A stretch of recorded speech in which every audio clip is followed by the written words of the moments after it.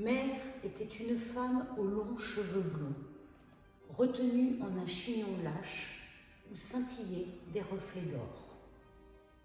Dans notre grande maison, dont le sol était couvert d'épais tapis cramoisis, elle se promenait toujours pieds nus.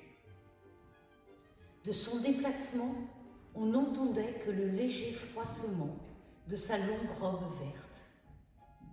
J'adorais cette robe. Elle rehaussait son teint de porcelaine. Ses membres fins étaient dotés d'une incroyable grâce.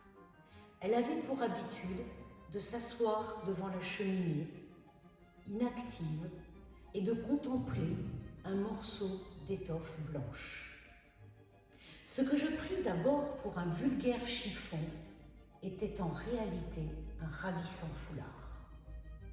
Elle pouvait rester assise des heures durant, sans se rendre compte du temps qui filait.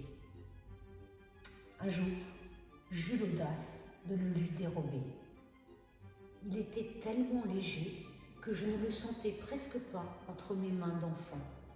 On aurait dit une plume.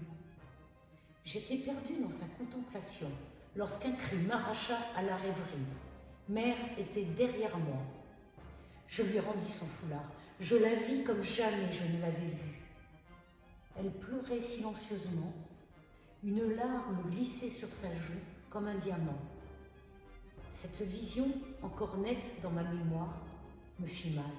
Je compris alors l'importance qu'avait ce foulard pour elle. À partir de ce jour, je la regardais, sans bruit, observer l'étoffe sous toutes ses coutures. Quand elle prenait le tissu, posé parmi les autres sur la table, la douleur déformait son doux visage.